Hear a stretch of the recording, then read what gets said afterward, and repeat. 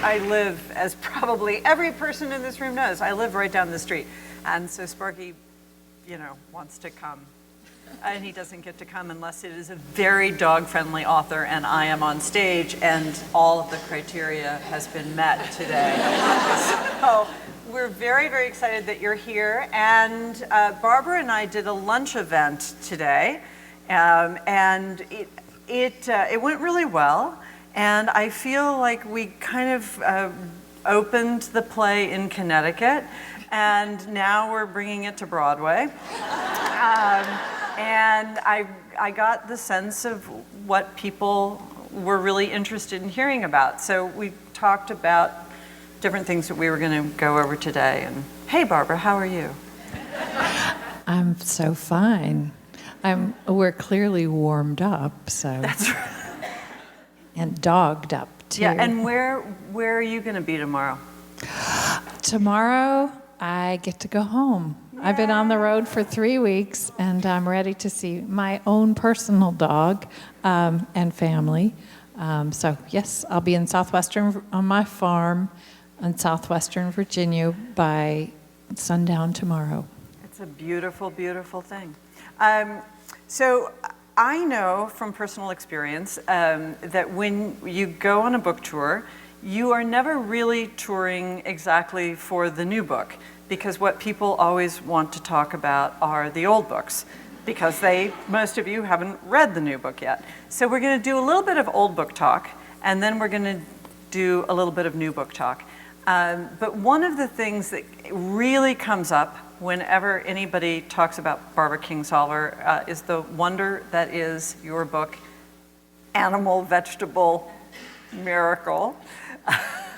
That's kind of an inside joke with us. I get the title wrong a lot, even though... My own relatives get my titles wrong. Trust me, it happens a lot.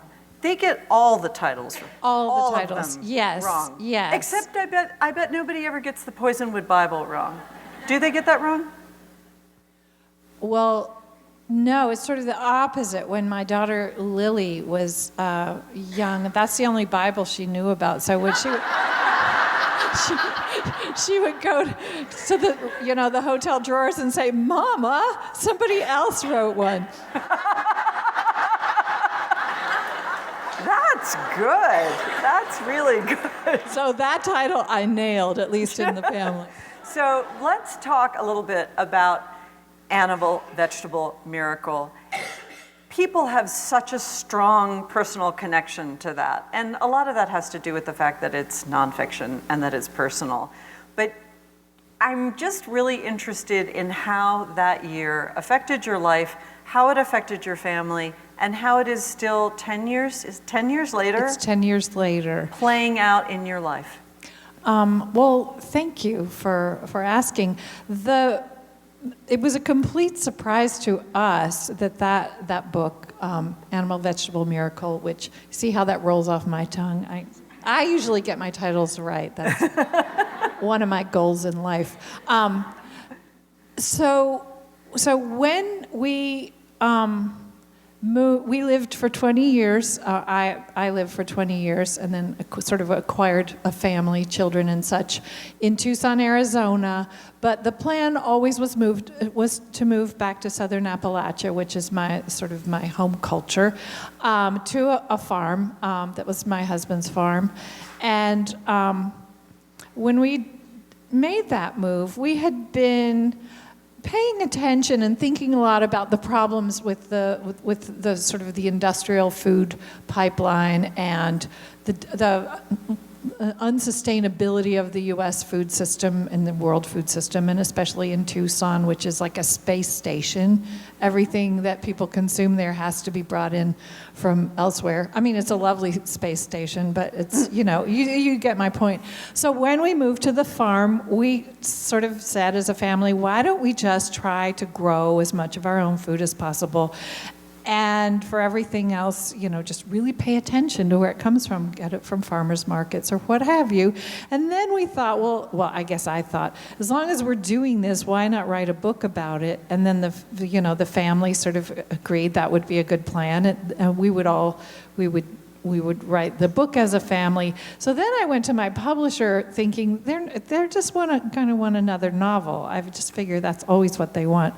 But they said, well, no, we could publish this book. All right, fine. We didn't really think anyone would read it. But we did it anyway, and it was our year of eating mindfully is how I would say it. And the book was published into a moment when it just seemed like the whole world was waking up to the fact that we were, as humans, doing something pretty stupid with our food system. So we just kind of, this wave crested, and there was very, very much interest in the book, and we toured as a family and talked about it. And people asked, and this is the moment when you can be reminded to put your phones on silence. So, people sort of assumed that the minute that year was over, we would all just speed down to McDonald's and get, a giant greasy hamburger or something. That's not how it went at all.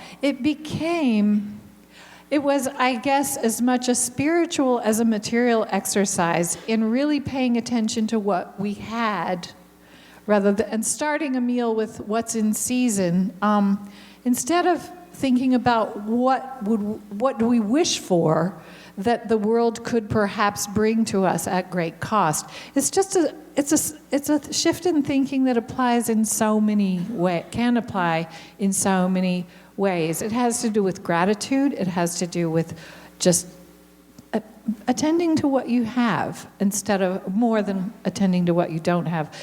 And P.S., we ate really well. I mean, we discovered this is the one, there's no deprivation involved in local, in the slow food movement, as people are discovering. Unless you live in Tucson. Well, yeah, that's, true enough, fair enough. Or in, I don't know, Finland, perhaps. But it was a wonderful exercise for our family that had all kinds of repercussions. We carried it forward in our lives in different ways.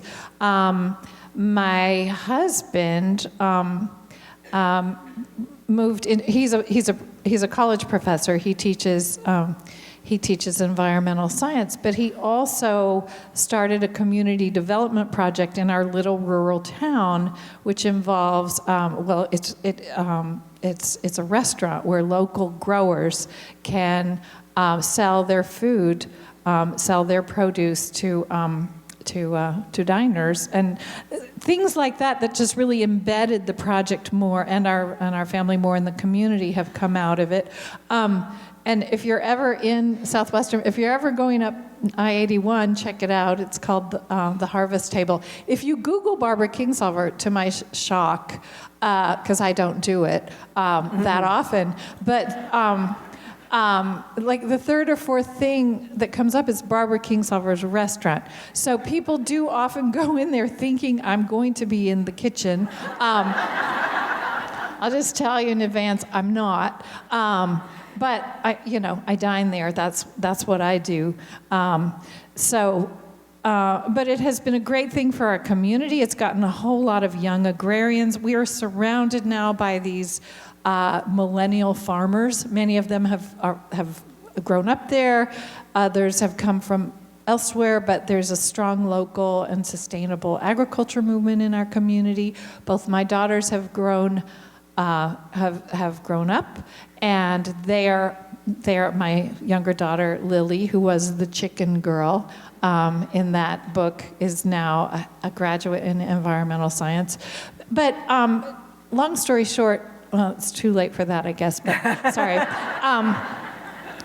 In the subsequent 10 years, our lives have absolutely borne many positive effects from that year that we undertook. And at the 10-year mark, our publisher asked if we would like to do a 10-year anniversary edition, which we did do. So it's been re-released. You're welcome to look for it in any bookstore you choose. No, only one bookstore you choose. At the 10-year anniversary AVM edition has extra chapters at the end written by all of us, including Lily, who now gets, she kind of gets the last word because she didn't get to write the first time. So we've all added extra chapters to that book, and so if you care to know more, it's all there. And you guys have students who come down, don't you, to study farming with you? Well, they're called Woofers. Do you know what woofing is? I Yes. don't. It's the worldwide organization of organic farming, and it's a network of people, mostly young people, but you can be any age, and you go onto this website and you connect with farmers, organic farmers all over the world who are willing to feed and house you in exchange for your labor. And so if you would like to go and work on, I don't know, in a vineyard in France or on a vegetable farm in Tuscany, you can do that. And so our farm, amazingly, against that competition, our farm, and the restaurant has its own farm as well, in Southern Appalachia, gets lots and lots of woofers every year. So people come, some, and it's a mix. I mean, the work ethic is not always there, but people come with interest to learn about organic farming, and they leave with dirty fingernails, and something has happened in between, for sure. One of the things that was so interesting to me when I was at your house and I saw this farm, you told me that you guys grow the onions and the potatoes. And why? Because I love that. Well, because a restaurant needs a lot of potatoes and onions and celery that most farmers around us, or organic farmers, don't grow because you can't sell them for very much. So at the farmer's market, I mean, growers, it's hard enough actually to break even as a farmer. And in our region, these are a lot of former tobacco farmers who have transitioned to organic vegetables because there's very little that you can grow on the kind of land that we have, vegetable-wise, that really pays as much as tobacco does. So growers for the farmer's market are growing, you know what they're growing, heirloom tomatoes, those beautiful, colorful cauliflowers, these beautiful exotic things that bring top dollar at the farmer's market. Potatoes, nobody's going to pay very much for potatoes, but the restaurant needs them. So the restaurant farm was actually started specifically to fill in the gaps of what the restaurant needed that other growers weren't producing. I think that shows enormous humility on your part to grow those potatoes. I not only do I grow them, I dig them. And you can. This one is the most astonishing pantry. Your pantry is a work of art. Why, thank you. It's amazing. And are you in there putting up those peaches? And we can't. The serious canning months are July, August, September. Yes. So the things that we grow a lot of in the summer, we put up so that we can eat them in the winter. And it's just part of life. I like being a writer who lives on a farm because writing is it's an endeavor that takes place entirely in here, and everything from here down gets neglected. So it's so easy easy isn't the right word. It is so compelling. And so frequently happens that, especially when the writing is going well, right? You're in that part of the novel where you just can't wait to get to your desk, and you're there, and I'll get to my desk at 5 a.m, and I might be there for 5 or 7 or 9 hours and completely forget that I have a body, because you just go to this other place. And then suddenly you wake up and you say, oh, I have a body and all of it hurts a lot. So it's really, it's not just, it's actually, I think, a very wonderful balance. It offers a wonderful balance to live in a place where there are other things that I have to do. We raise sheep. We have Icelandic sheep. And so in lambing season, which is in April, I might have to run down to the barn and turn a breech lamb. I mean, this is a regular thing, or deliver triplets, or worse. And that won't wait. I can't say, not done with the chapter yet. I just have the farm has its own rhythms, and I'm trained as a biologist. This is what I believe in, that there is a world beyond human construction that answers to its own laws, and I really enjoy being a part of that. I just think as a physical and a spiritual exercise, it's very good. It's a very good life for me to do both of those things. Yeah. The other book that you have to talk about if you're sitting on a stage talking with Barbara Kingsolver is Poisonwood Bible. And there are so many different questions that I want to ask you, but you are working on a film project related to Poisonwood Bible right now. Isn't that nice? Yeah. So there's no Moses in it, just so you know. Okay. One of my questions about this is, I've never gone back and reread my books, but I bet if I did, I would think of some other things I would want to put in there.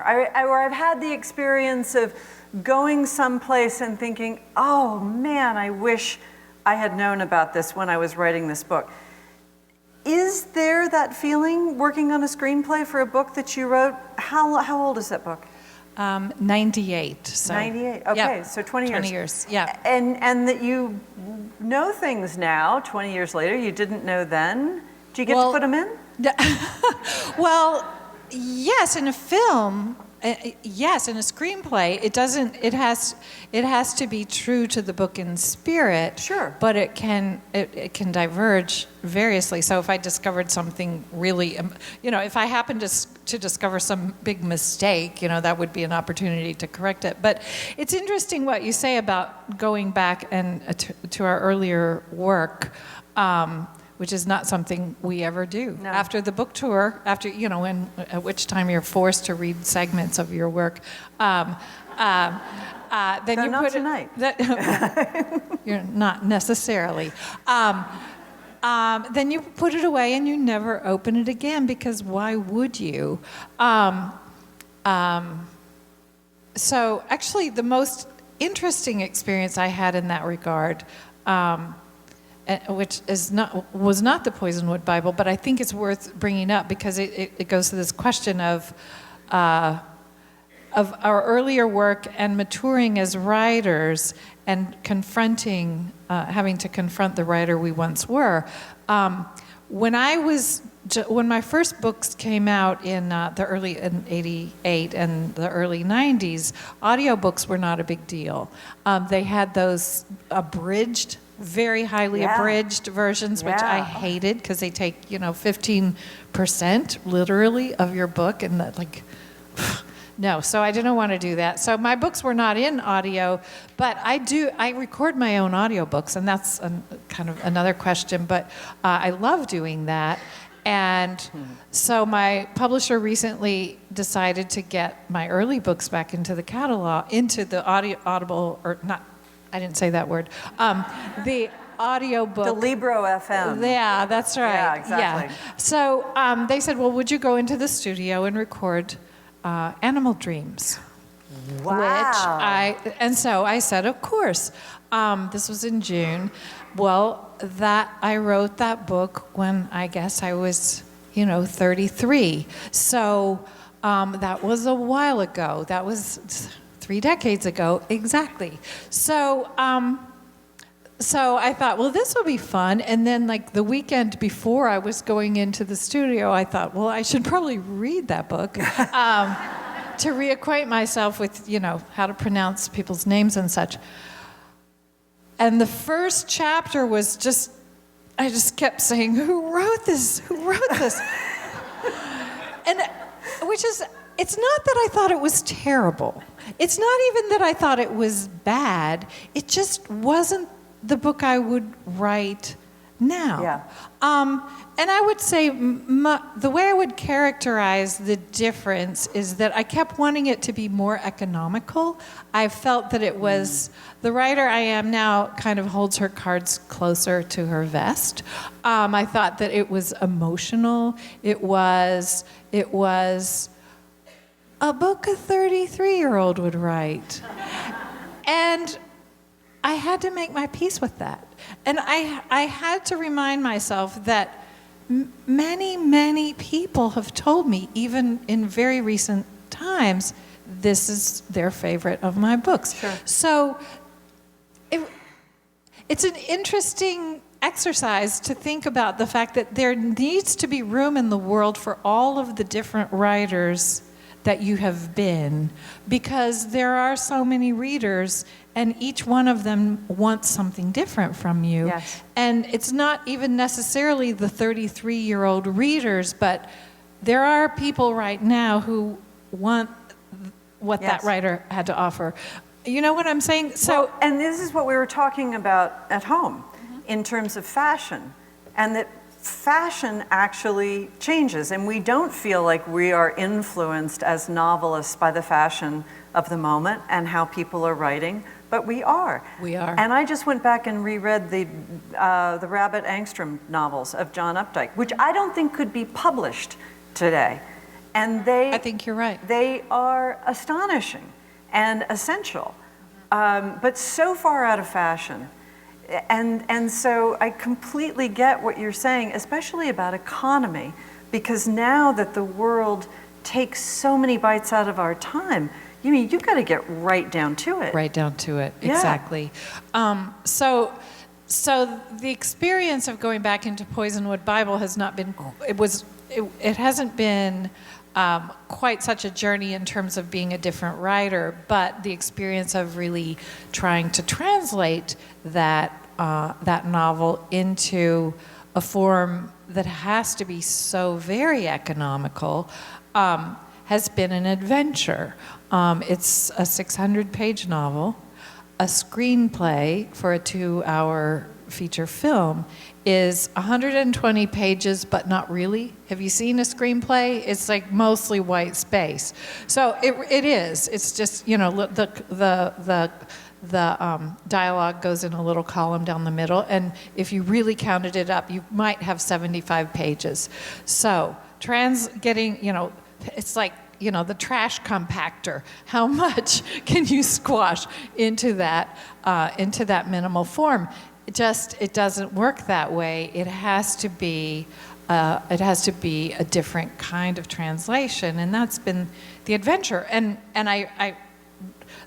the principal conclusion I reached after 2 years of working on that adaptation is that I could not fit it into 2 hours, but and I'm not really allowed to say a whole lot about it because they will have their own press conferences and so forth. But what I can tell you is that the project is no longer to make it a 2-hour film, but a 10-hour film. So there you are.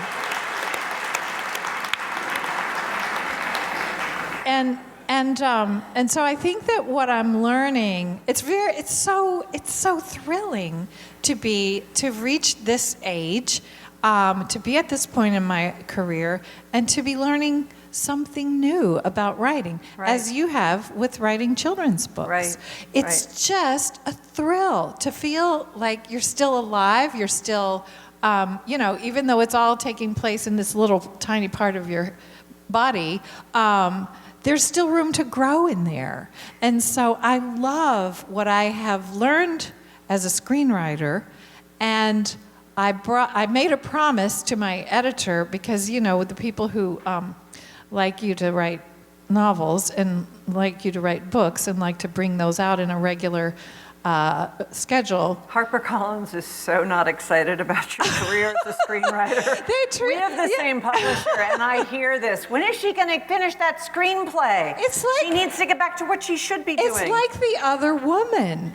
Did they say this to you, or did they just say this to me? They say it to me, yes. That I guess you were over there with the screenplay. It's like her. So I made a promise to my editor. I said, okay, this is a sabbatical. Everybody's allowed a sabbatical. And meanwhile, that book that you're holding, I was working on that for the last 5 years. I never put it down. There are different kinds of work that you do on a novel, and I was carrying that on the whole time. But I said, give me a couple of years really to ply my craft as a screenwriter, and when I come back to you from her, I will be a different writer and I'll be a better writer. And I believe that's true. And I think that I learned things about economy and about pacing from film work that I'm really happy to bring into my world as a novelist. And I mean, I really felt it. When I was on the first draft, and I was kind of 2/3 of the way through the first draft of Unsheltered.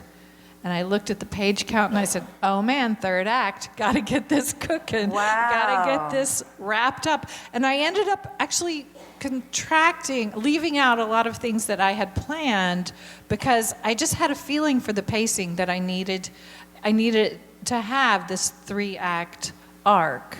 Not precisely, there's much more fluidity with a novel, and it's not, I don't mean to say that I write to a formula, but I just felt I had new instincts for pacing that, and my editor said, sure enough, she said she could see the difference, and so, happy ending. And you've also written a screenplay for Prodigal Summer, right?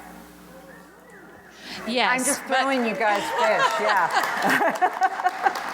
Yeah, but that one is, the problem is that any film, any kind of screen adaptation that is whose characters are mostly women and mostly women over the age of, let's say, 21, is very, very difficult to finance, and that's just the flat out truth.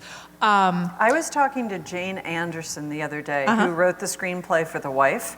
She wrote that 14 years ago. And she said that's how long she's been working on getting that made. Yeah, it's really all about the financing, and because it was about women. Because it's about women, and they're not running around naked or in a prom dress, right? With blood dripping down. Yeah, that was the important part, the blood. Right. So that project is still. It's still cooking, but I'm very excited about it, and I'm working with a director who's super excited about it. And so, so these things, it's not another career. I'm not going to leave my spouse for the other woman or whatever, or other man, I guess, whatever I am. But I love having, just in the same way that I've always loved being able to choose from many different vehicles for an idea as a writer. Some themes need the sort of the station wagon of a novel, to be carried, but some need the wheelbarrow of a poem. And I love, or a narrative nonfiction. There are so many vehicles, and I love having that choice, that fleet, I guess you could say. In my virtual garage, just to take the metaphor as far as we possibly can. That's right. Can we work the serviceable Toyota into here? So I feel like screenwriting is just another one of those. Yeah. But what I always will love best, I think, is the novel. Well, let's talk about this one then, Okay. that we love the best. Because this is, Thank don't you. you always love the new one the best? Yes, of course. People come up to the table and say, all right, I haven't read any of your books. Which one should I, which one do you like the best? This one. And it's not. That I just finished. There's no contest. No, none. Unless, of course, you really have one percolating in your head. And then the that next one one. is even Yeah, better. right. But it's like, well, it's the cute little baby. This is the one that you want. And this is the one that Not these tired out kids. all the others were leading to this Right. one. And how sad it would be if your answer were, oh, the one that I wrote 18 years ago, and I've just haven't been able to match that again. And it is a little sad, actually, when somebody walks up with a copy of Patron Saint of Liars and is like, you never top this. I know. The bean Like, trees. I'm happy you're happy. But, I know. The bean trees, they'll wave it at me and say, this is your best. And I want to say, I had no idea what I was doing when I wrote that book. But it just goes to what I was saying before about all of the writers you have ever been have a right to be in the world because there are readers, hopefully more than one reader for every one of them. And it's true. And I also think to myself, all right, I'm glad you love the bean trees. Eventually, you'll love this one the best. I also really think that people love whatever book they first read. So That's when people true. say, oh, I love Belcanto, I love your first book, it's like, it's the first one you read. Right. It's not the first one that I wrote. Right. Yeah. And it's very meaningful to them because that's the book that brought It's the them introduction. into your oeuvre. Okay, so give me the elevator pitch for Unsheltered. Give me the plot. I mean, I can do it, but you. How many give us the floors plot. are we going up? Go all the way to the top, girl. I mean, Well- just give us a good description of this book. Well, if we're only going to floor 3, I'll tell you it's 2 families in 2 centuries living at the corner of 6th Street and Disaster.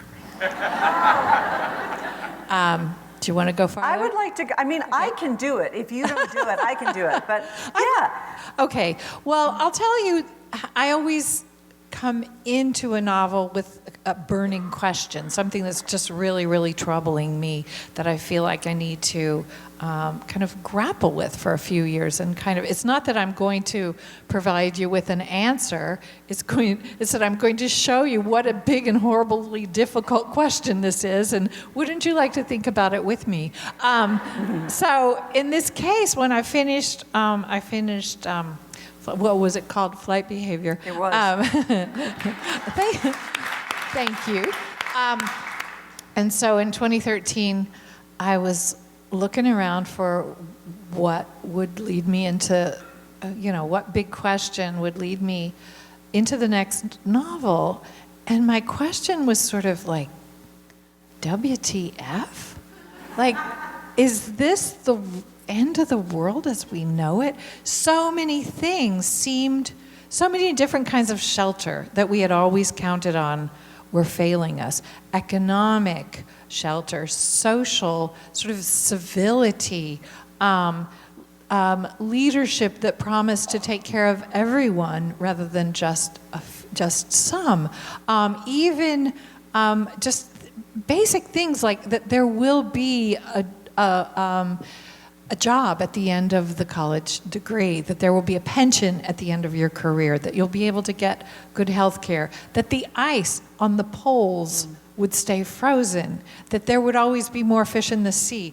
All of these things seem to be sort of ending, and yet we just keep trying to solve the problems the way we have solved them all our lives. So we just have this one set of tools. We just say, okay, we're running out of everything, so what should we do? Growth and consumption.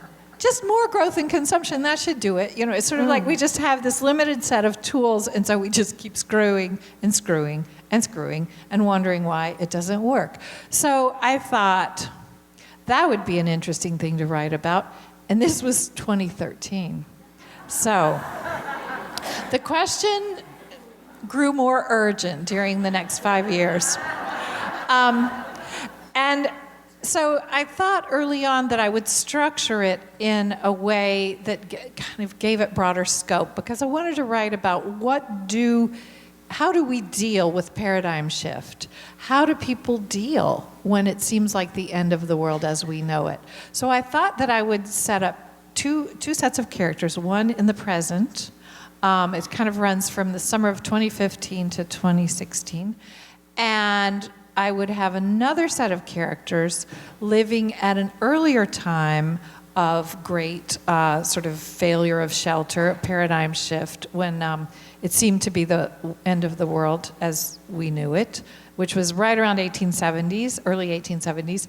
And I would put these two sets of characters in the same house, and of course the house would be falling down, because that's what we do. We just make a mess. And so that is Unsheltered. One of the, yeah. You're getting applause for your great description of your own book. That elevator went so far up. And here's what really amazes me. So I tell you, I've just constructed a novel about these people having every kind of misery you can imagine. And you say, yay, bring it on. Thank you. I always think, when I describe this book, I think, why would you want to read it? But I promise you, it's really good. It's a good time. Yeah, you'll laugh, you'll cry. One of the many things that I found so interesting is that the people in both moments in time and the families are all very well educated. I mean, they are an eighth of an inch away from complete despair and ruin and being out on the street. And it seems that they have done everything right. Yeah. You did a wonderful By the Book column last week in the New York Times, and you answered the last question, which was a book that is overrated, by talking about Hillbilly Elegy.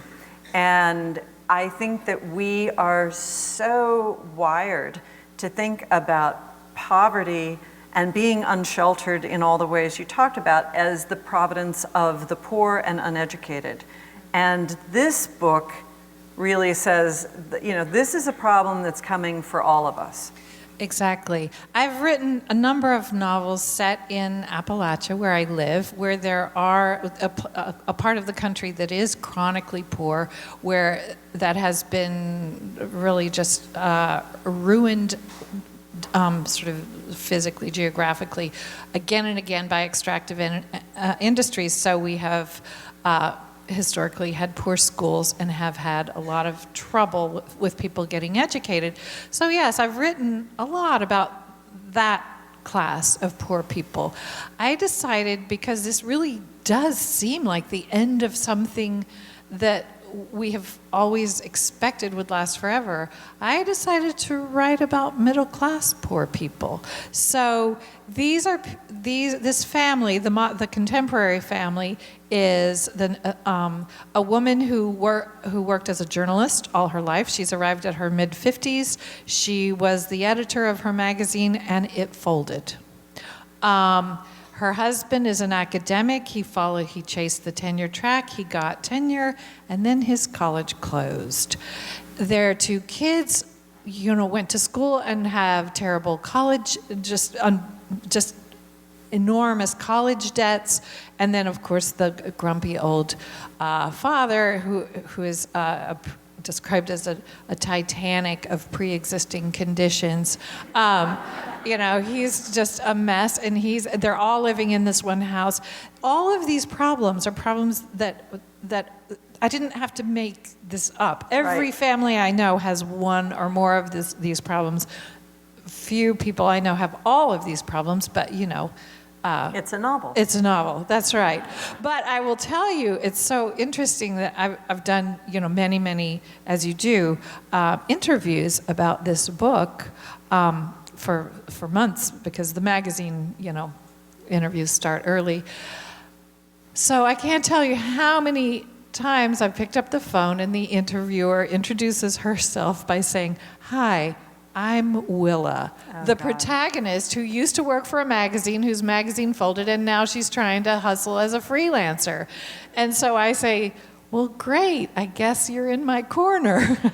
But it's just where I live. There, 3 liberal arts colleges have closed in the last 5 years, and so many others are on the brink. So I feel like, as a nation, we've been pretending for quite a while that, well, yes, we have these problems with poverty, but the middle class is still, sort of the educated. There is we'll still get by if we can just, keep trying. Well, this is a novel about what happens when there really ceases to be an Easter egg at the end of the hunt. How is it that some people find a way to look beyond the Easter egg and figure out, what comes next, while other people just hang on so hard to the possibility that we can get it all back, that we can bring back the way it used to be, and line up behind leaders who promise that. When I was writing it, honestly, I was watching the strange political circus starting to come up on the horizon, and this guy that I had never seen on television, although, I'd heard of his show, and I thought, I'm never going to see him on TV. Running for president is what I mean to say. And I was writing this kind of in real time, thinking, oh man, by the time I finish this and it's published, nobody's going to remember that guy.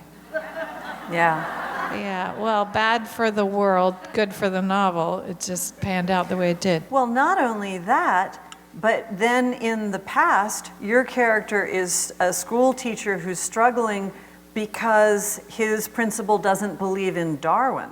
And Right. He has to suppress his belief in Darwin. We're still dealing with that. We are, in fact. In a different way, though, in a different way.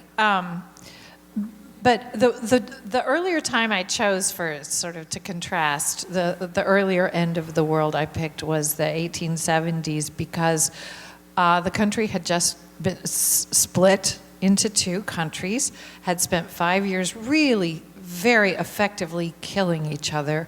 The loss of life in the Civil War was enormous. Loss of property, loss of livelihood. There was no one undamaged by that war. So it had just ended by treaty, but the country was still as polarized as it is now. And into that mess arrived these 2 books written by Charles Darwin that suggested for the first time ever that rather than humans being put here, having been put here to be in charge of the bosses of the planet, maybe it seems certain that the same natural laws, the laws of physics and chemistry and natural selection that apply to all other living things apply to us too. Instead of being overlords of the earth, we are of the earth. This just knocked people's brains out. They hated it. And poor Darwin, he didn't see this coming. He was just sweet man, with his wife and his 11 children. He was a really gentle, dear man. And he just decided, he just thought, well, after carefully observing the natural life on Earth for 33 years, taking really good notes, it is my conclusion that this is the case. I just need to let people know. They'll probably be glad. That's what he thought. He didn't. Thank God there was no internet. He was so despised. People did feel like it was the end of the world. They were so disoriented in already precarious times that they responded by actively hating this notion and this man. They burned him in effigy and hung him in the public squares. And it was deeply, deeply unsettling. And there was sort of a rallying of leadership of people who said, I can bring back, don't let it in.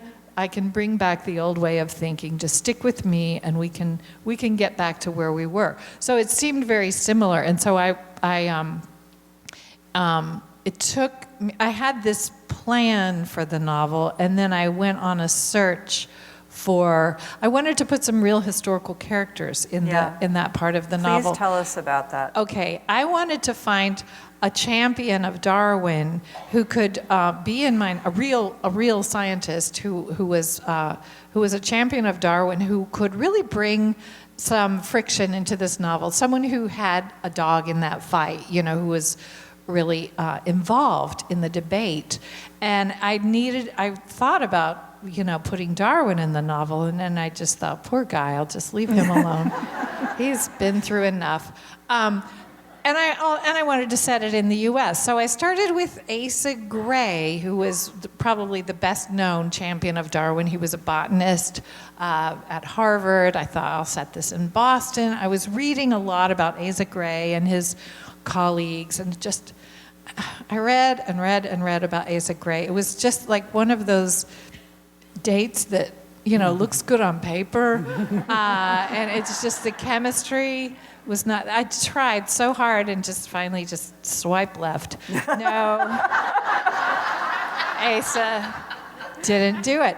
But in the process of all that, I ran across this name Mary Treat as someone who had actually delivered the eulogy at Asa Gray's funeral, and she was a great champion of Darwin, and she corresponded with Darwin. She did experiments with him, and they never met, but as by correspondence, as people did in those days.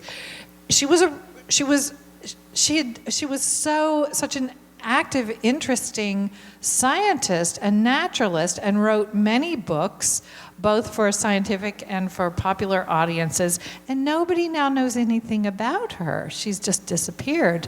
So I thought she might be my gal. So she just about the only biographical detail I could find out about her was that she had lived in a place called Vineland, New Jersey. I didn't know a thing about New Jersey.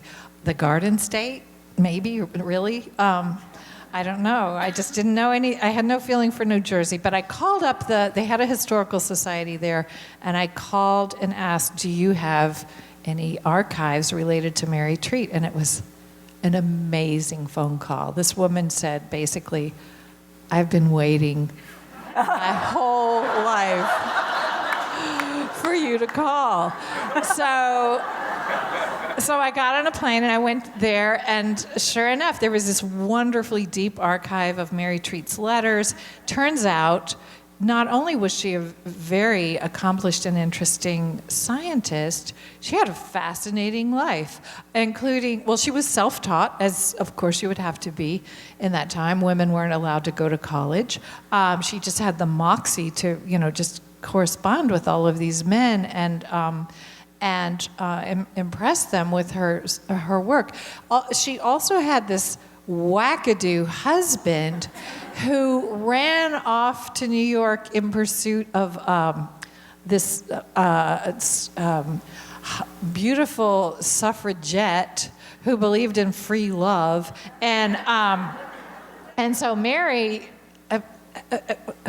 evidently said, Go with God. More room for my experiments. It actually left her in an ideal position. If you wanted to be, in the 19th century, if you wanted to be a woman who could pursue your own passions, your own vocation, the best thing to be would be a woman whose husband has run off chasing a suffragette. Because then nobody's pestering you to get married, but also nobody's telling you to go cook dinner. So she outlived. It's a sacred space. It's a sacred space. Believe you me. So she was just what I was looking for as a character. But the bonus was I also learned that Vineland, New Jersey, was established as a utopian community, a utopian town in 1862 by this interesting fellow, Charles Landis, who bought this big, he was a real estate mogul. He bought this big plot of land, brought in the railroad, laid out the streets, named them after himself.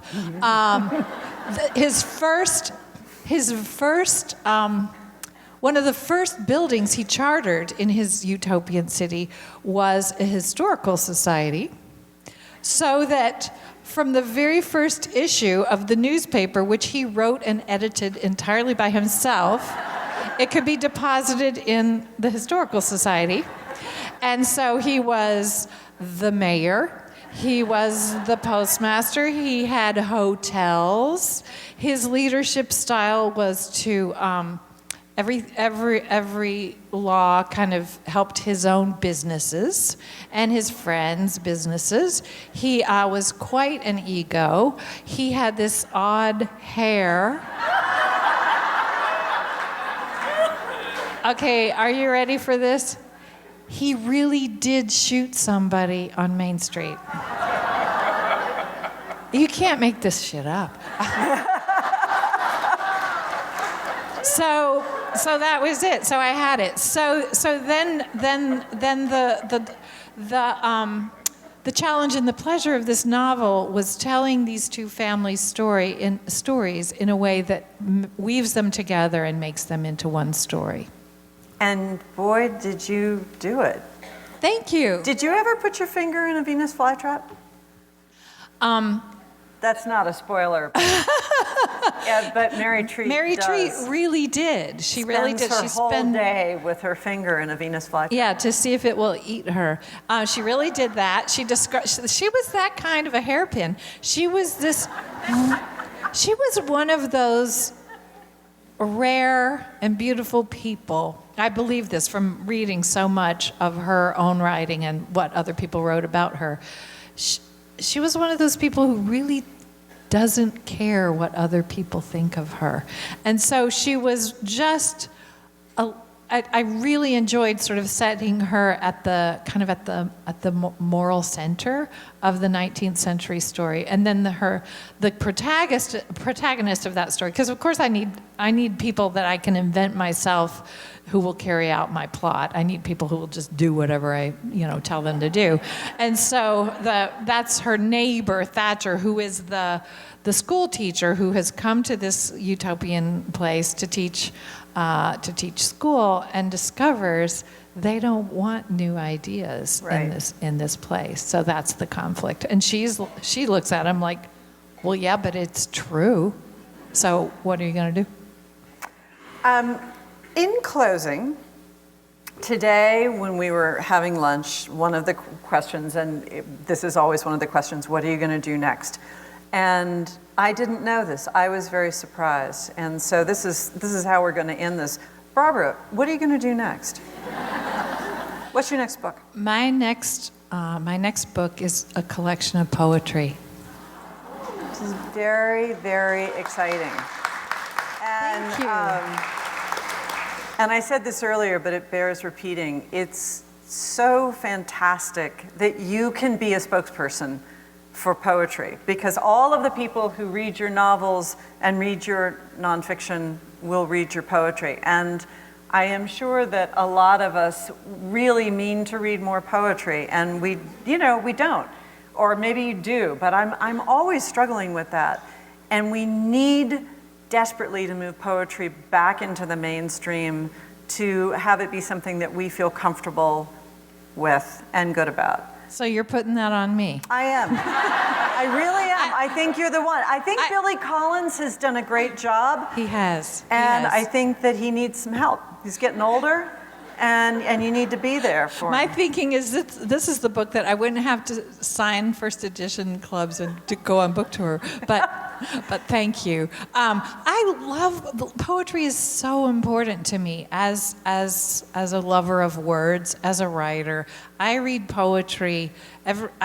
I keep poetry on my nightstand so that it's the last thing that I read every night, because I think of it as it's like flossing the word-loving parts of your brain. It's so important to read poetry, and I've always written poetry all along, no matter what else I was doing.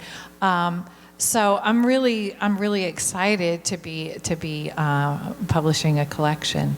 So I asked Barbara if today, usually when you do an in-conversation, the author will read a couple of minutes, 5 or 10 minutes of the novel, which is never a great experience.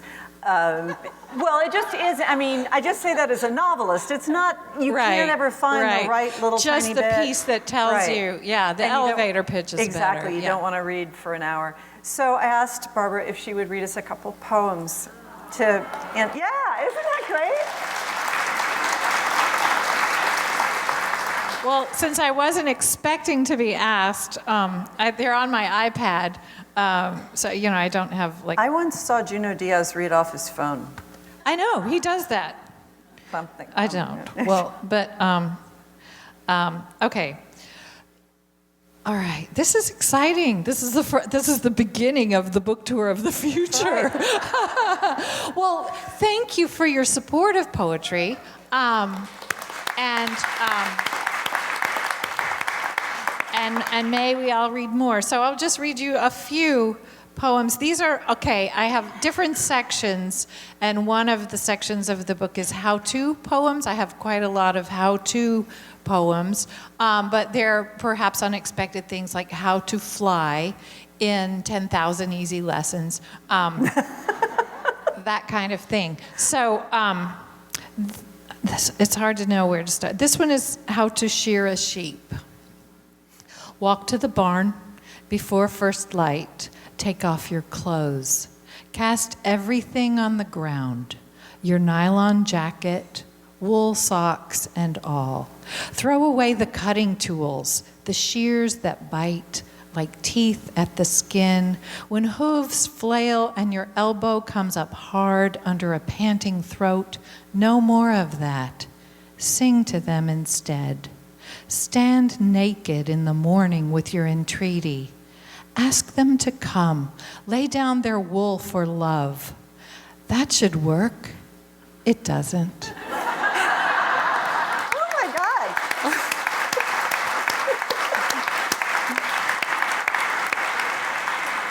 Wow, I think we should have started with this. Okay. Okay, we have how to be married and how to get a divorce. You get to pick. Married, please. Married. Oh, really? I thought sure you'd go for divorce. Okay. Both? Okay. Yeah, in which order? In the order in which it happens. Well, the divorce one is funnier, but the married one I wrote for my brother and sister-in-law's wedding. How to be married.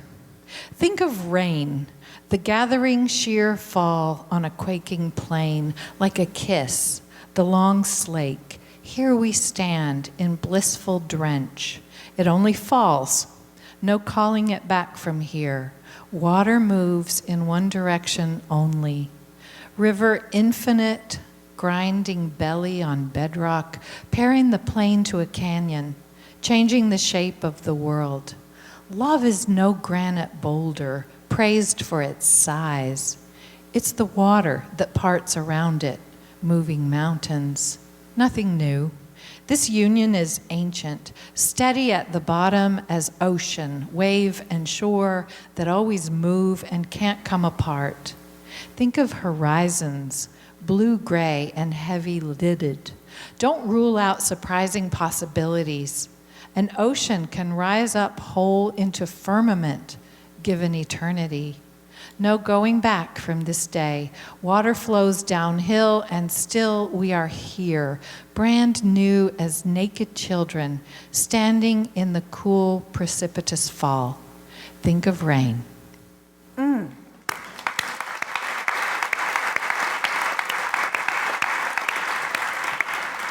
Okay, I'm going to leave you on a hopeful note because We need it. We need it.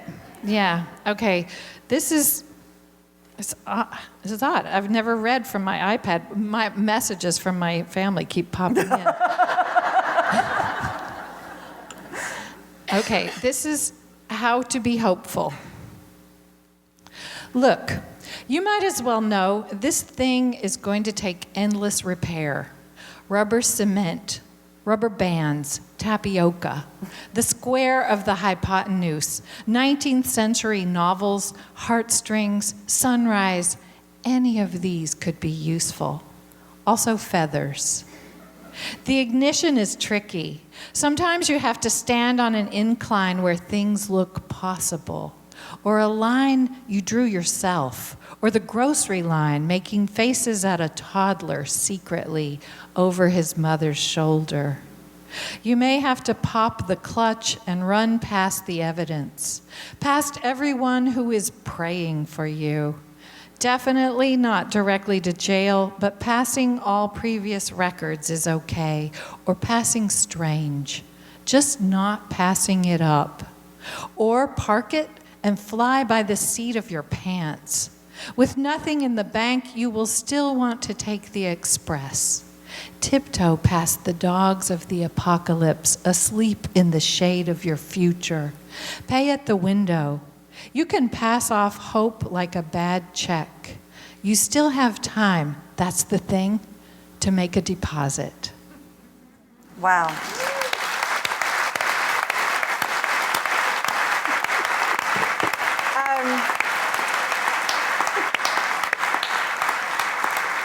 You know, while you were reading, I thought, that's really bold to ask somebody to read poetry when you haven't read their poetry. That could actually... That could have gone very badly. Could have really gone one of two ways. And there once was a lady from Nantucket.